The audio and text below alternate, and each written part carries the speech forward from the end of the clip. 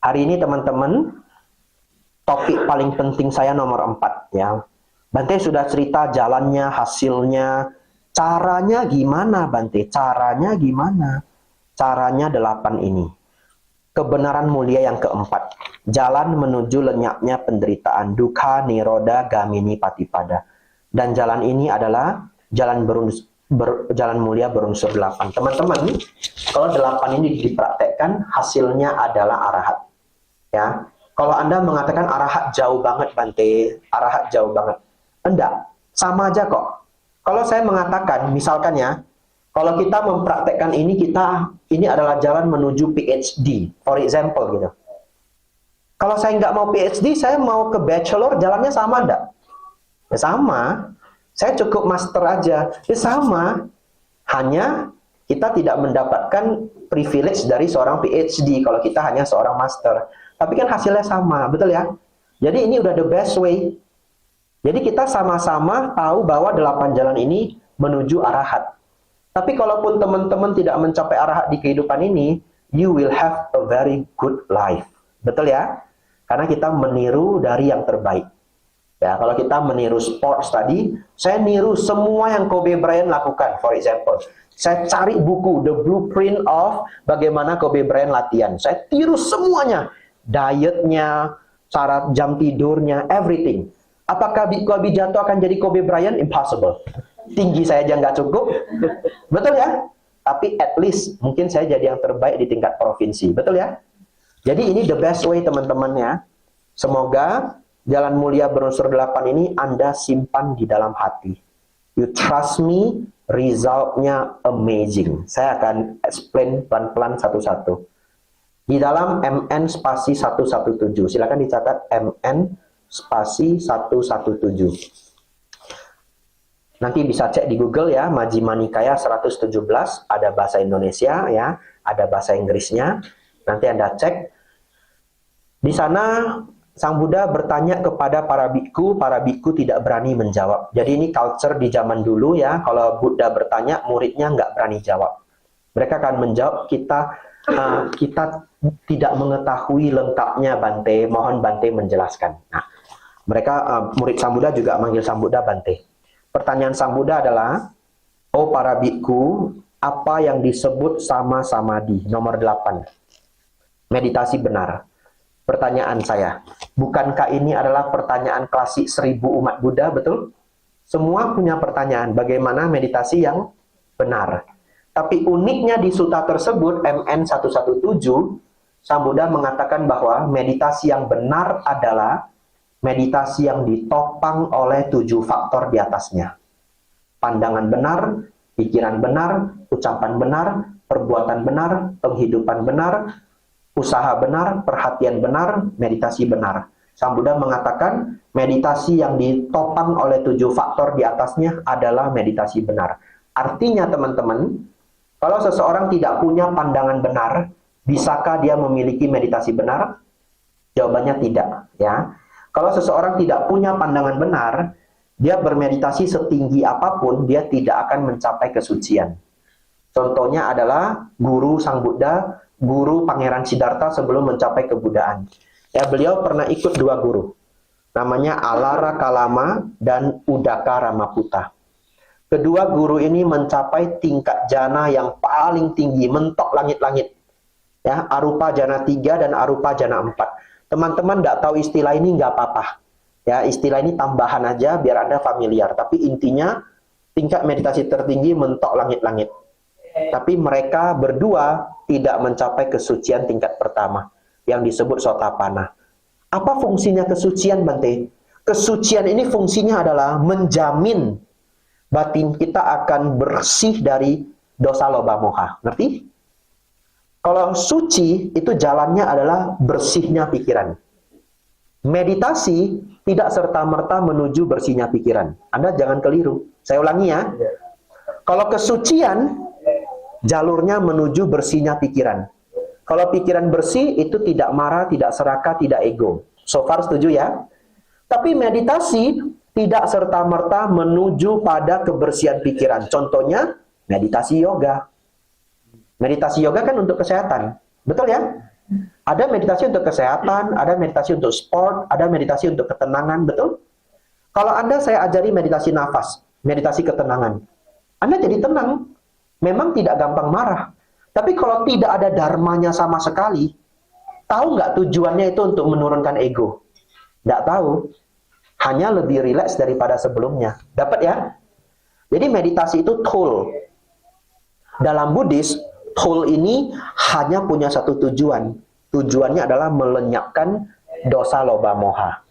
Kalau meditasi tujuannya tidak mengarah pada berkurangnya dosa loba moha, enggak dimasukkan Sang Buddha sebagai meditasi benar. Hanya dimasukkan sebagai olah batin saja. Yang which is beda guru, beda tujuan. Begitu ya? Anda bisa belajar teknik meditasi di online banyak banget ya. Meditasi prasna, meditasi A, B, C, D, E. Anda cek, Anda bisa discuss sama ChatGPT. Tujuannya apa? Kalau tidak mengarah pada berkurangnya kemarahan, keserakahan ego, bukan meditasi Buddhis. Begitu ya? Ya, ini menjadi inspirasi terbesar menurut saya untuk Anda hari ini. Ya, meditasi ada banyak, tapi tidak semua Buddhis. Yang Buddhis, teman-teman, punya 1 sampai 7. Kita bahas pelan-pelan ya. Nomor 1 apa, Bante? Nomor 1, pandangan benar. Harus hafal ya. Harus hafal. Disebut pandangan benar apabila memahami 3 hal. Silakan catat kalau yang bawa pena. 1, memahami baik dan buruk. Yang kedua, memahami hukum kama wipaka. Yang ketiga, memahami 4 kebenaran mulia. Kalau Anda punya 3 ini, Anda mulai menjadi umat Buddha.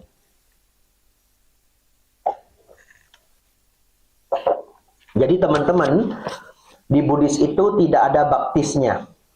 Serius. Ya, tidak ada syahadatnya. Kalau agama Islam ada baca syahadat, agama Katolik ada dipermandikan, betul ya? Bahasa akademiknya disebut inisiasi. Ya, di Buddhis nggak ada inisiasinya loh, serius loh. Lalu ada yang dalam hati berpikirkan ada wisudi, Bante, betul ya? Wisudi mah bikinan kita sebenarnya. Tapi direkam di gawat ini ya. Ini di Australia teman-teman free speech ya, free speech. Kalau di Indonesia nggak berani selugas ini ya. Ini di sini free speech gitu. Jadi wisudi itu kan yang buat itu culture itu adalah para senior kita, betul ya? Tujuannya apa? Tujuannya supaya umat Buddha itu merasa punya identitas, enggak gampang pindah. Tapi kalau kita belajar di suta-suta, ada nggak baptis dalam Buddhism? Nggak ada. Terus baptisnya apa, Bante? Ini Anda sedang dibaptis ini hari ini. Baptisnya adalah memahami pandangan benar. Memahami jalan mulia berunsur 8. Memahami dharma. Setidaknya dharma yang paling basic. Dharma yang paling basic, 4 kebenaran mulia. Jadi ini baptisnya kita ini, wisudi ini. Cuma nggak dapat kartunya ya. Ya, kartu itu penting loh kalau untuk anak SD. Iya, dia mau pamer ke temannya. I am Buddhist, you see, gitu ya. Teman-teman, umat Buddha yang pertama paham baik dan buruk. Tapi baik dan buruk kita itu universal. Bagaimana maksudnya baik dan buruk universal? Silakan dicatat kalau mau ya. Baik itu adalah, perbuatan baik adalah perbuatan yang bermanfaat bagi diri sendiri, bermanfaat bagi makhluk lain. Tidak merugikan diri sendiri, tidak merugikan makhluk lain. Saya ulangi. Perbuatan baik adalah perbuatan yang bermanfaat bagi diri sendiri, bermanfaat bagi makhluk lain. Tidak merugikan diri sendiri, tidak merugikan makhluk lain. Perbuatan jahat adalah, atau perbuatan buruk, ya, perbuatan yang merugikan diri sendiri dan atau merugikan makhluk lain.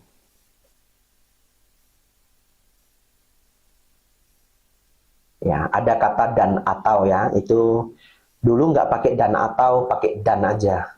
Lalu ada murid Pak Baja waktu itu, ada Samanera, dia lulusan hukum ya. Dia bilang kalau dan aja nggak bener Bante, harus dan slash atau ya, ini bahasa hukum dan atau. Salah satu aja terpenuhi sudah sah. Jadi teman-teman, dalam Buddhis, Anda tidak boleh juga mengorbankan diri Anda sepenuhnya untuk berbuat baik. Contoh, Anda mau ngasih ginjal Anda 2, Anda berpikir itu karma baik. Enggak. Dalam Buddhis itu termasuk karma buruk. Karena ginjal dikasih 2, pass away. Betul ya? Ya, jadi teman-teman, nomor 2. Memahami hukum karma ya. Hukum karma adalah berbuat baik berbuah kebahagiaan, berbuat buruk berbuah penderitaan. Simple ya. Berbuat baik berbuah kebahagiaan, berbuat jahat atau berbuat buruk berbuah penderitaan. Jadi teman-teman,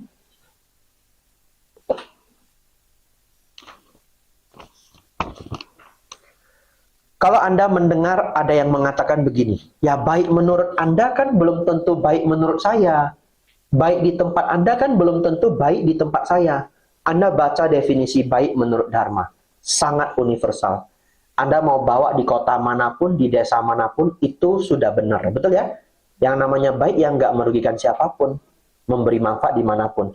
Kalau Anda ikuti 2 formula ini, kita mau berangkat ke Afrika, terdampar di Afrika, tetap jadi orang yang disenangi enggak?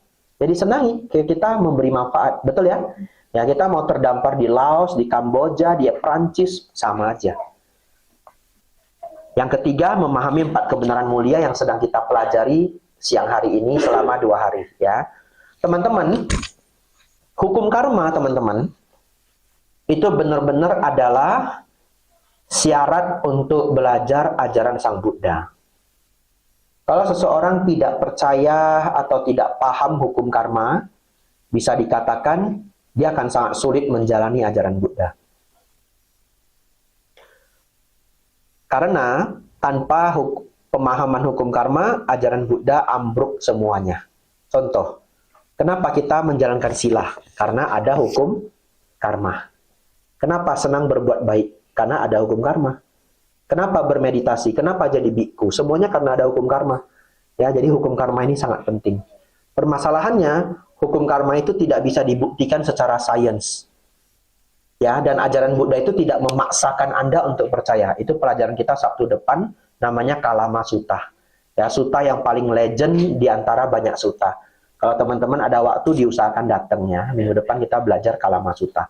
Nah, teman-teman, oleh karena itu setiap dari Anda ya perlu mencari proof-nya sendiri-sendiri. Tapi uniknya, kalau orang yang hidupnya sudah lama, dia akan lebih mempercayai karma.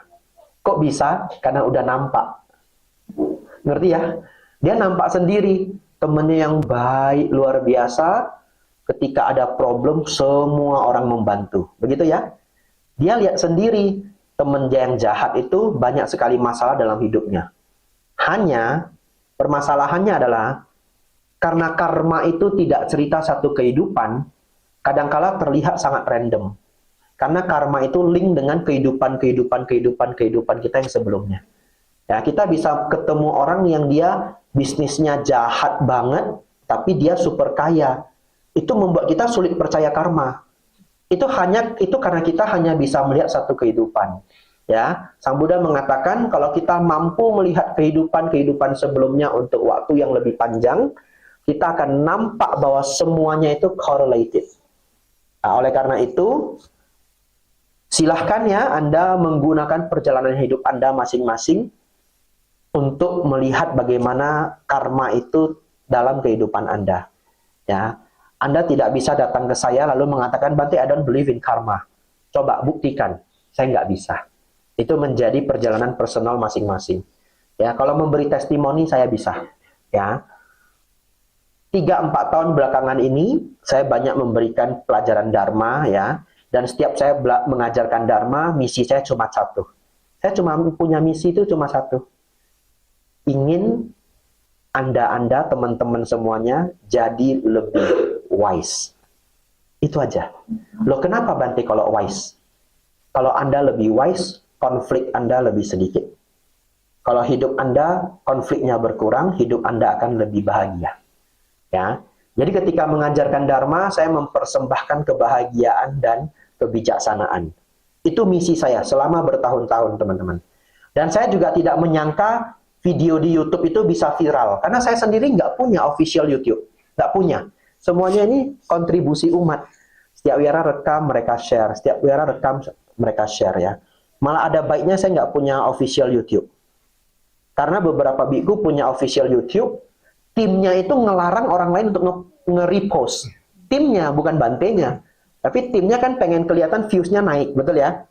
Jadi setiap ada video orang lain nge-repost, mereka report.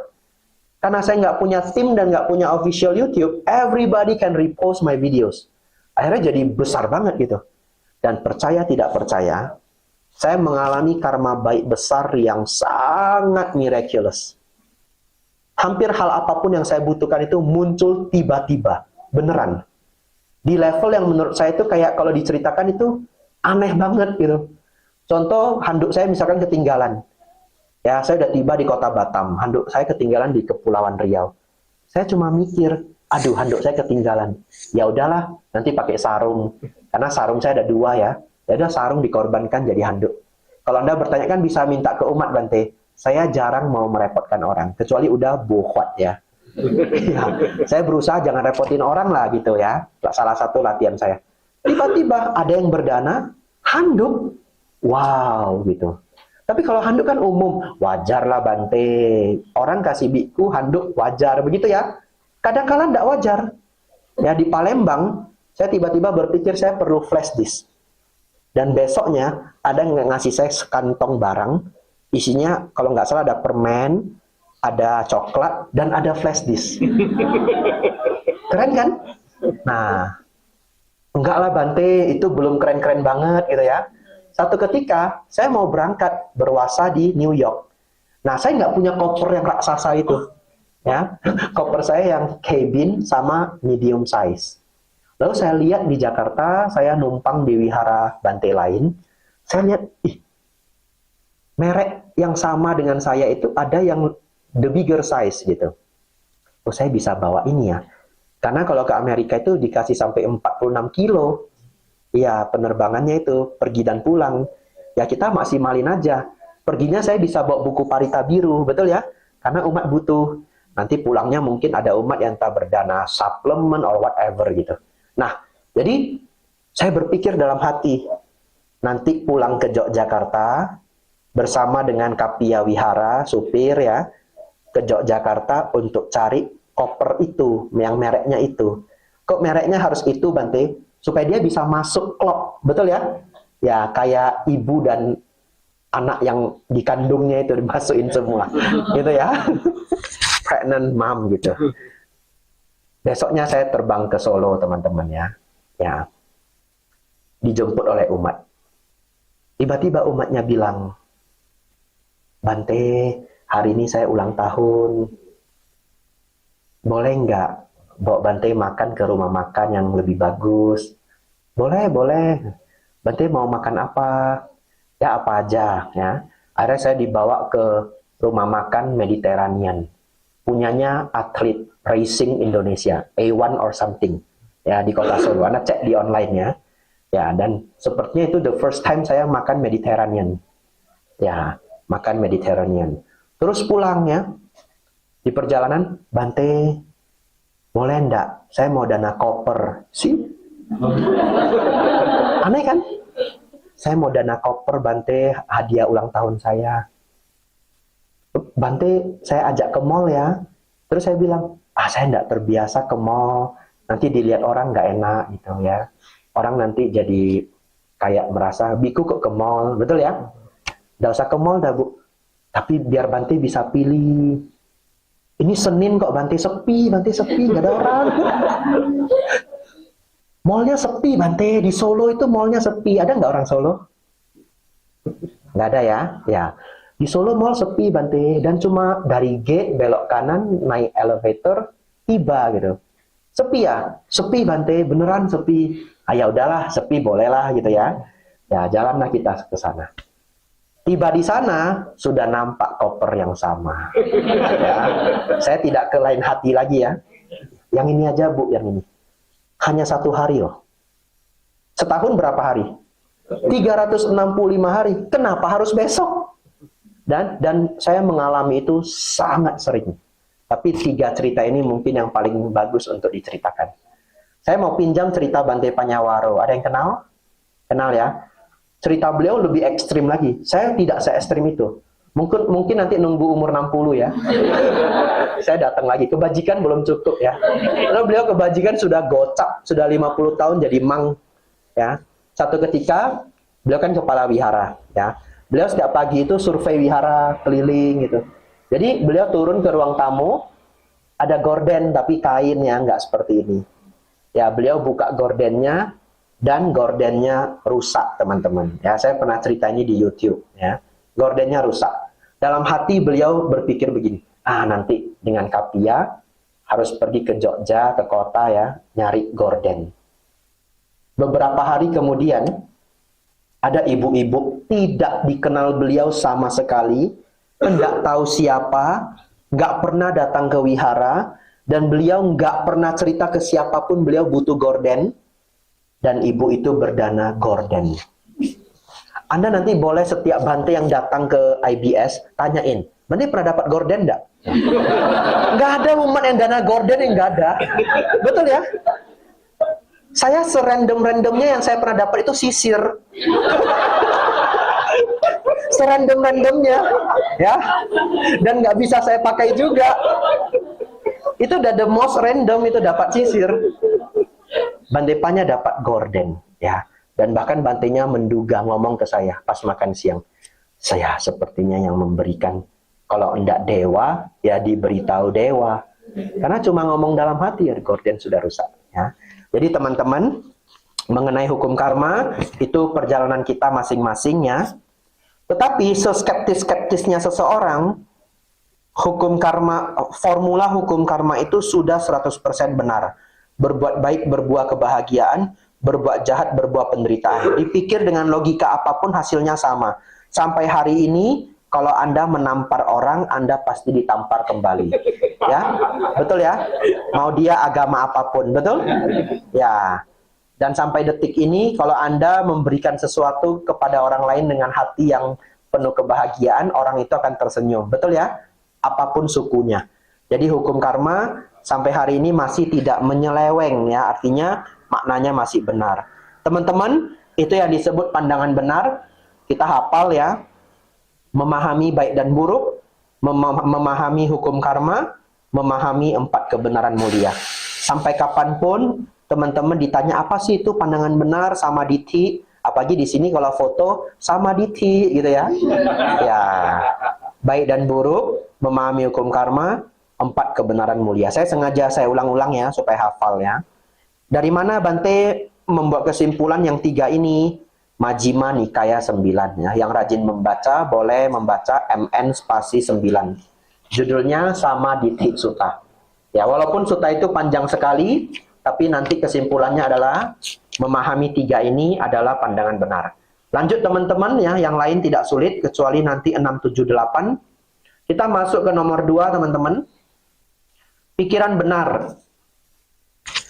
Supaya simple ya, pikiran benar itu dibuat aja singkat, pikiran yang penuh meta.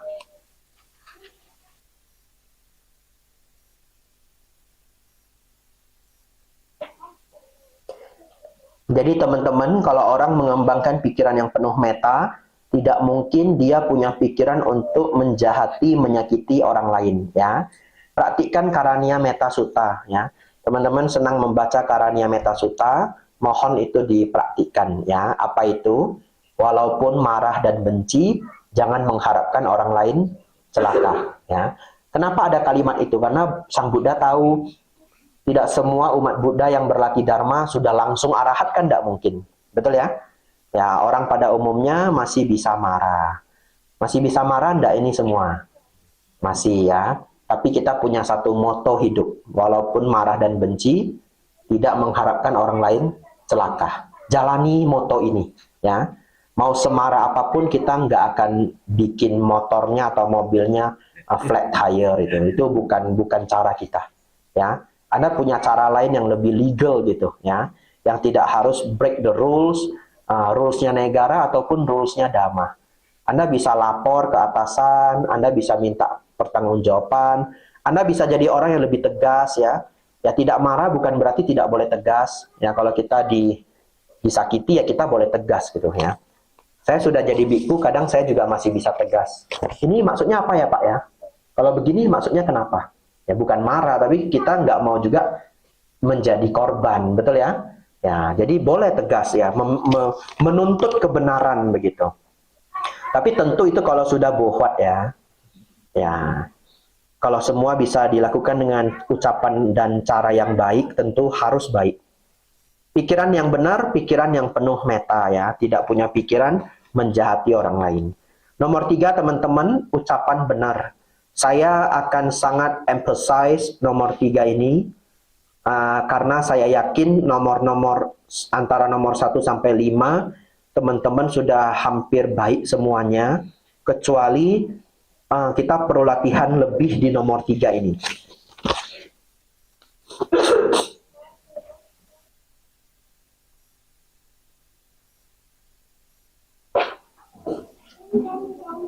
Nomor 3 teman-teman, ucapan benar ya. Silakan dicatat, ucapan benar itu ucapan yang penuh meta, koma. Semua pakai meta teman-teman ya. Ucapan yang penuh meta, koma, tidak melanggar musyawadah. Apa itu musyawadah? Musyawadah ada 4 ya, harus dihafal ya. 1, tidak berkata kasar. 2, tidak menipu ya, atau berbohong. 3, tidak mengadu domba. 4, tidak gosip yang buruk. Saya ulangi. 1, tidak berkata kasar. 2, tidak menipu. 3, tidak mengadu domba. Dan yang keempat, tidak gosip yang buruk. Ya, 4 ini sangat sulit bagi orang modern. Ya. Untuk orang modern saat ini, apalagi tinggal di Australia, nomor 5 mah gampang. Nomor 5 apa? Kerjanya benar. Nggak ada di sini pembunuh bayaran, nggak ada. Ya. Kalau ada saya takut juga ya. Kalau ada pembunuh bayaran, tiba-tiba saya ngajar jadi lembu. Ya. Ya, silap ini ada sianidanya. Ya, untung ini bukan kopi ya. Ini air putih ya. Jadi teman-teman, ini percaya saya ya, kalau Anda menguasai ucapan yang baik, dunia Anda akan menjadi lebih baik. Trust me. Ya, untuk konflik modern, banyak sekali problem muncul dari ucapan. Kadangkala anak meninggalkan orang tua juga karena ucapan. Kasian ya, karena ucapan yang salah, anaknya beneran pergi dan tidak pernah pulang lagi. Jadi ini real story, tapi saya nggak boleh share ya. Karena itu kan privasi. Tapi lebih dari 1 loh story yang saya punya. Even more than 3. Jadi kalau Anda sudah jadi orang tua pun, Anda tetap harus pinter dalam berbahasa ya. Ya, baca situasi anak Anda. Ya. Kadang tegas, kadang juga tidak terlalu. Tetapi, ya apa yang diajarkan Sang Buddha sudah benar ya. Kita hanya berusaha mempraktekkannya. 1, tidak berkata kasar ya. Jadi tegas dengan menghina itu 2 hal yang berbeda, benar ya? Ya, jangan pernah menghina kelemahan orang lain. Kita harus bersyukur, kita lebih beruntung ya. Dulu karena saya dari Medan, kadangkala bahasa saya bisa lebih kasar ya. Lalu saya tinggal di Jawa Tengah, itu kontra banget, betul ya? 1 keras, 1 lembutnya minta ampun. Saya pertama kali mendarat di Jogja, teman-teman. Benar-benar ini real story ya. Saya mendarat di Jogja, kemudian naik bus Trans Jogja. Dulu bayar 3.000 perak zaman dulu ya. Kernek, tahu kernek ya? Kerneknya itu sopannya minta ampun. Saya terkejut. Anda belum tahu kernek di kota Medan. Seriously, galak banget ya. Jadi kernek di kota Medan itu, Medan Siantar, ayo. Ya kita udah punya tiket, kita udah pegang tiket. Kita jalan gini lenggak-lenggok, pasti kena marah. Cepat bang, bukan kau aja yang mau naik bus, cepat. Tapi di Medan biasa aja, dimarah-marahin begitu itu kayak normal aja. Jadi Anda datanglah ke kota Medan, ya. Anda akan lebih tough gitu. Itu kayak ke Tiongkok ya, katanya orang galak ya. Orang Hong Kong galak-galak loh. Ya, saya sebelum ke sini ke Hong Kong ada umat meninggal, dia ngundang saya untuk kremasi. Saya baru tahu taksinya aja, taxi driver galak loh. Lebih galak dari Singapura. Ya, prepare yourself. Ya. Jadi begitu saya tiba di Jogja, kerneknya baik banget. Kita mau naik busnya, hati-hati mas kakinya. Dia takut kaki saya kepijak. Oh my God, gitu ya. Dalam hati saya berpikir ini kalau di kota Medan ini hanya ada di restoran Pizza Hut. Pramusaji Pizza Hut itu ya sesopan itu seperti itu. Ya, kalau di Medan loh kok Pizza Hut Bante, karena Pizza Hut itu banyak dia cross karyawannya. Yang Medan nanti ke Jambi, yang Jawa ke Medan dia cross. Katanya supaya nggak malu kalau bekerja kan nggak ketemu temennya. Lalu mereka all out gitu. Ya. Jadi kita ketemunya mungkin bukan orang Medan, sopan banget, ya. Jadi sepanjang saya di Jogja, saya langsung berpikir, ternyata ada dunia yang sesopan ini. Saya kayak Harry Potter masuk ke Hogwarts gitu, beneran ya, wow gitu. Lalu teman-teman, kembali musyawadah ya. Kita lupa ke topik ya, sudah jam 1 loh. Ya, Anda hari ini makannya agak telat ya. Kalau Anda lapar, Anda ingat ya, Wabiko Abijato pernah tidak makan 3 hari ya. Anda akan jadi lebih kuat. Teman-teman, mohon ya, dilatih ya. Jangan kata kasar ya. Sudah marah semarah apapun, kelemahan orang jangan dibicarakan. Baik, tadi saya cerita saya masuk ke Mendut ya. Dan saya yakin ada kata-kata saya yang kasar, sampai akhirnya Bante Panyawaro itu memberi saya nasihat. Anda boleh pakai nasihat ini, ya. Beliau tiba-tiba pas makan siang, nggak ada angin, nggak ada hujan, beliau ngomong begini. Saya masih sama Nera, diingat ya. Kalau ketemu orang sakit, jangan bahas kesehatan. Ketemu orang tidak sekolah tinggi, jangan bahas pendidikan. Dan ketemu orang yang tidak kaya, mohon maaf agak kasar, ketemu orang yang miskin, jangan bahas ekonomi. Baik Bante, makasih.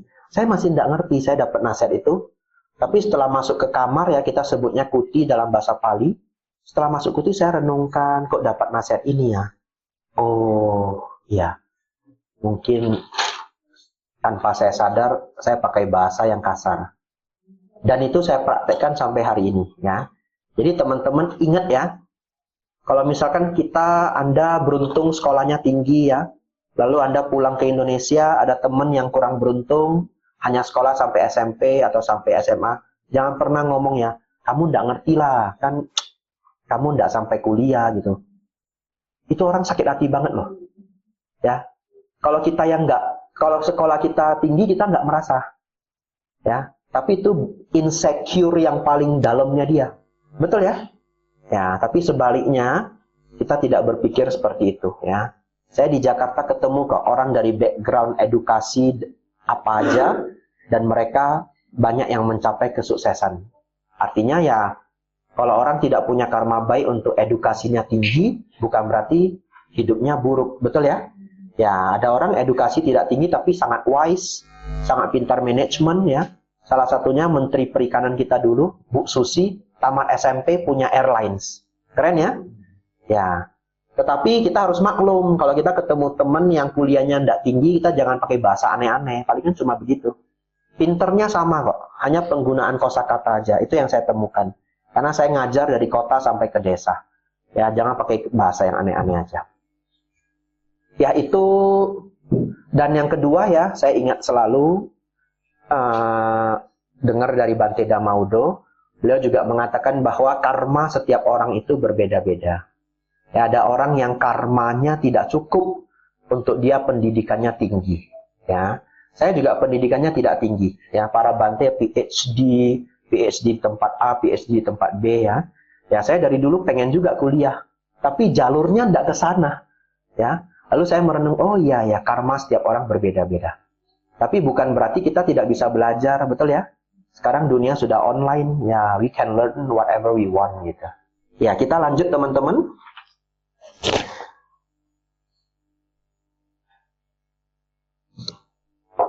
Kita bahas musyawadah sampai selesai. Habis itu kita break ya. Kita break 10 menit.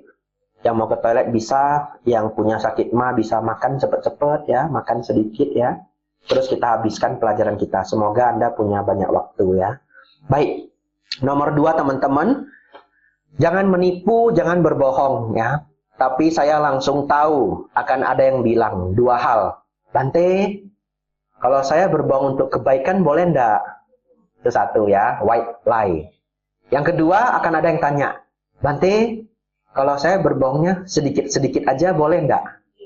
Kadang kerja masih harus bohong, Bante. Baik, jawabannya adalah begini. Hukum karma itu enggak seperti hukum di agama lain. Ya, ada hukum di agama lain itu contoh kalau mencuri hukumnya A. Nggak peduli nyuri apa. Ngerti? Ngerti ya? Nyuri ayam sama nyuri mobil hukumannya sama. Let's say seperti itu. Buddhis nggak seperti itu. Di Buddhis, karma berbuah bergantung pada hasil dan kepada siapa kita melakukannya. Contoh.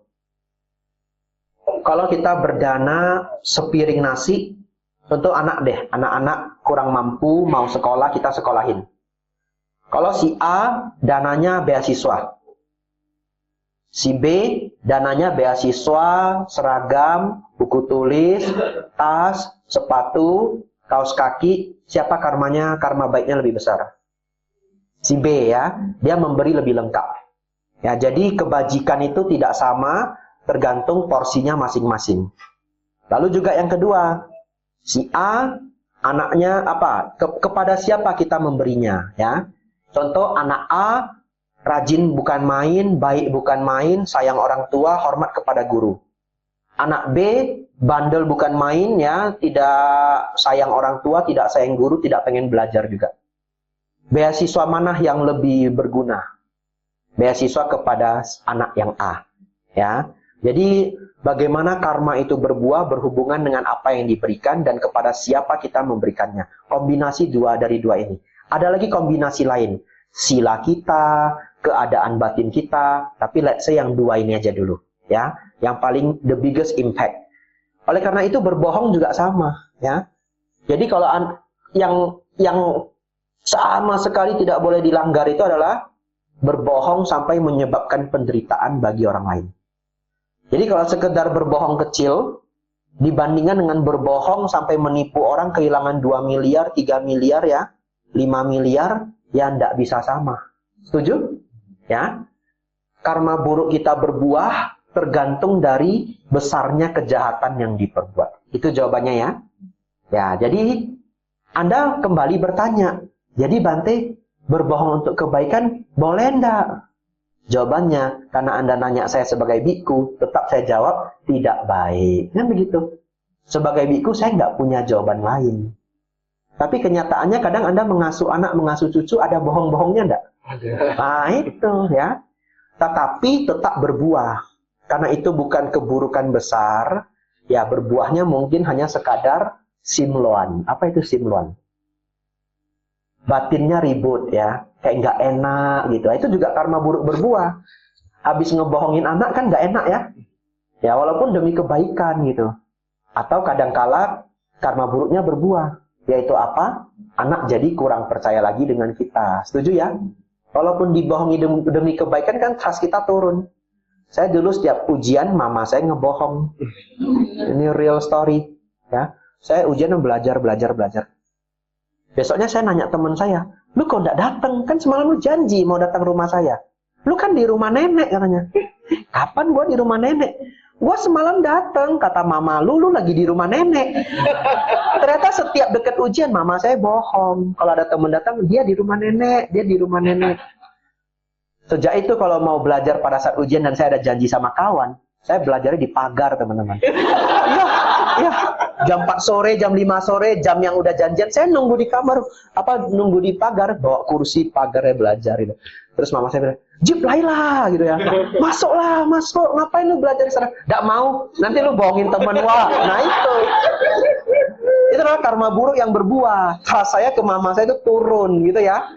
Ya, dan setelah itu saya bisa ngomongin mama saya, nggak mau, lu bisa bohongin gua punya, nggak mau saya gitu ya. Ya ini bahasa-bahasa Medan seperti itu ya. Ya, jadi tetap ada buruknya, tetapi tingkatnya berbeda ya. Oleh karena itu, tips dari saya, berjuanglah sejujur mungkin ya. Jadi boleh bohong Bante? Tidak baik. Ya. Do the best ya, do the best. Nomor 3 teman-teman, tidak mengadu domba. Ini singkat aja ya. Jadi teman yang baik teman-teman ya. Teman yang baik itu tidak jadi kompor, tetapi jadi kulkas ya. Itu teman yang baik ya. Kalau kompor itu ya dia berantem sama suaminya, datang curhat ke Anda nambahin lagi. Emang dari dulu saya udah tahu, lu baru tahu sekarang. Lu baru sadar. Pintar juga saya ngosip ya. Dari dulu aja, gua lihat suami lu pertama kali, gua udah tahu. Dia orangnya mah begitu. Lu aja bodoh, mampus lah kita. Ya, lu kok mau sih dibodoh-bodohin, misalkan ya. Itu namanya kompor. Emang apa yang bisa dia lakukan? Betul ya? Ya, kita jadi apa? Kulkas ya. Kulkas itu tidak pernah menyimpan barang busuk. Kalau barang busuk kan Anda buang, betul ya? Kulkas hanya menyimpan barang baik. Jadi Anda latihan ya, kalau teman yang curhat ke kita, berantem sama suaminya, kasih tahu, ya namanya suami istri, nggak ada lah yang nggak berantem. Itu si A nggak ada, diem-diem di kamar mereka berantem. Ya, pasti berantem. Berantem itu karena ada problem ya. Ya, berumah tangga itu kayak puzzle, perlu waktu untuk menyusun agar semua puzzle-nya itu bisa klop ya. Sabarlah, ada problem diselesaikan ya. Kamu perhatikan deh, setiap kalian berselisih kan ada problem, cari solusinya. Dan kadang solusinya kan memang belum pas, jadi masih ada konflik gitu. Lama-lama pas ya. Ini kisah nyata ya. Saya punya teman nikahnya cepet ya. Dia nikah paling pertama di antara banyak teman saya. Suami istri itu berantem 7 tahun. Real story. Ya. Lalu sekarang damai, tidak berantem lagi. Ya, dan teman saya ngomong ke saya sendiri. Dia mengatakan bahwa dulu mereka berantem karena satu, mereka terlalu muda. Nikahnya terlalu muda. Yang kedua, belum ketemu trick and tips yang pas. Dia bilang begitu. Ya, kalau dari sisi teman saya kan cowok ya. Dari sisi teman saya dia ketemu triknya. Istrinya harus dibikin capek. Kalau dulu istrinya enggak kerja. Oh. Ya, jadi mereka punya usaha ya, mereka punya home industry sendiri. Dulu istrinya nggak involve, lalu sekarang dia minta istrinya involve.